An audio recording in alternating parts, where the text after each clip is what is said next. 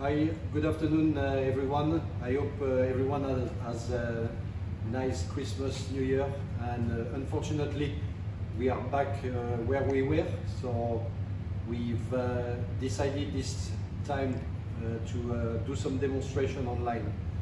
Things that we hope you are going to enjoy, and things that we hope you are going to be able to do at home as well.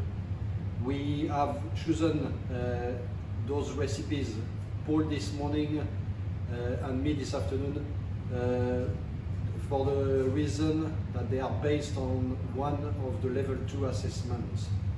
So this afternoon I'm going to demonstrate a blackcurrant fruit Bavarois. It's something that will have to be assessed on practical, and you will have to serve 4 of those dishes. So what's a Bavarois? It's a kind of mousse, but it's with the addition of a crème anglaise. So it's a crème anglaise which is flavored with the fruits, yeah, okay? So if I take through the ingredients, we have for the crème anglaise some egg yolk, we have some castor sugar, we have some milk, and we have the blackcurrant puree. Then to set the Bavarois, I've got some gelatin leaves here, and I've put the gelatin leaf in cold water to bloom. So the reason for that, it makes it pliable and much easy to dissolve. It's nothing worse than having a large piece of gelatin leaf when you eat your Bavarois. And then the last, I've got some cream here which I'm going to whip in a minute.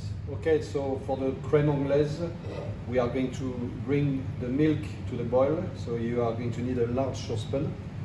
We are going to get the egg yolk, the castor sugar, and we are going to, what we say, creaming. So you are going to mix the sugar and the egg yolk to a nice consistency, a fluffy consistency. That should really change slightly in color and texture, so you are going to get a nice aeration in that mixture. Once you have achieved that, you are going to be able to add your boiling milk. So the milk is poured onto the egg a tiny bit at a time.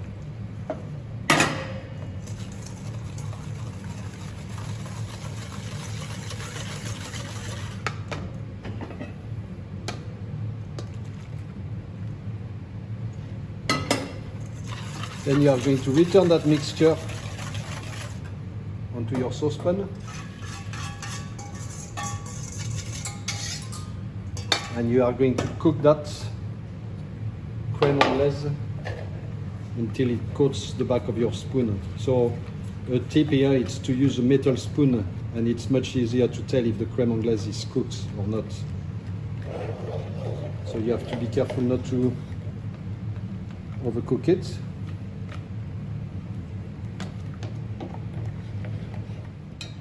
Okay, now we are at that stage when your crème anglaise is cooked. So the temperature should be around 85 degrees and the eggs are partly set. And that's what you should get as a result here. You know, the metal spoon, you run your finger on the spoon and that should tell you when the crème anglaise is ready. And then we've drained the water from the gelatin, and we are going to add that to our hot mixture.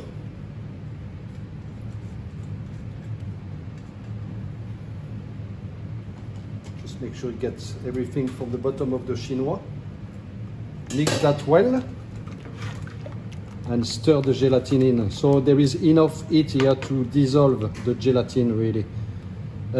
Unfortunately, if there is any vegetarian in your family, you won't be able to use that recipe because of the gelatin.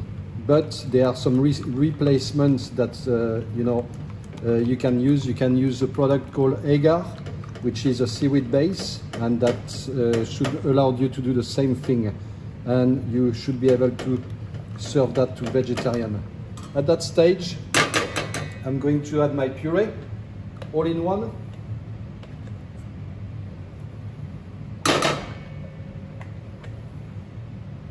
And we are going to stir that really, really well. And that's going to be the base for your cold desserts. So you stir that well.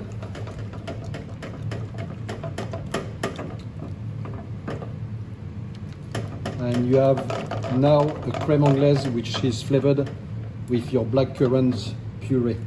As I said earlier, any fruit can be used. Strawberry, raspberries are really, really good, a very good alternative to that. Be careful if you use any acidic fruits, because that will prevent the gelatin from setting. A fruit like kiwi or pineapple will prevent the gelatin from setting. And then, to be on the safe side, you are sieving the mixture through a fine chinois. So if there was any residue of gelatin in there, that should be caught in that fine chinois. Just press it down, and that's the mixture you should get. Yeah, nice and smooth, velvety texture. I love that color.